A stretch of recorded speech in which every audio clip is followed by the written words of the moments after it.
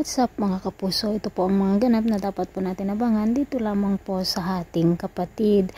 Ito na nga po ang pagkakataon na kung saan ay ang pangarap ni Darius na maka-access dito sa ari-arian ng kanyang kapatid na si Jacinta, dahil nga ito ang dahilan kung bakit nga pinakasalan niya si Rosel, dahil alam niya na si Tyrone o kay Tyrone ipapamana ni Jacinta ang kanyang mga kayamanan mga kapuso.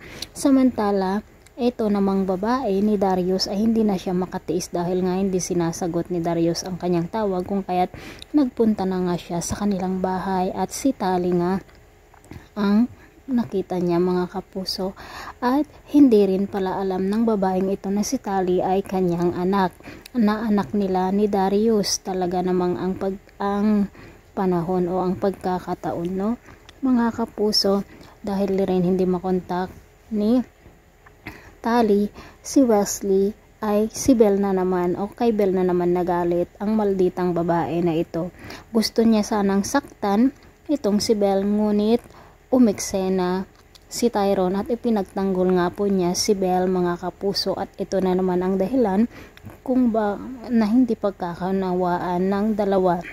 Samantala sinabi nga ni Tali dito kay Darius na may naghahanap sa kanya na darling daw niya ito, at dito na rin magsisimulang maghinala si Rosel na may tinatago pala itong si Darius.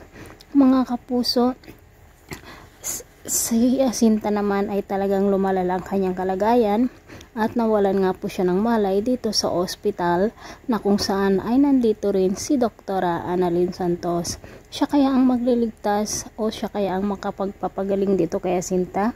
Ito po ang mga dapat natin abangan. Maraming salamat. Bye bye.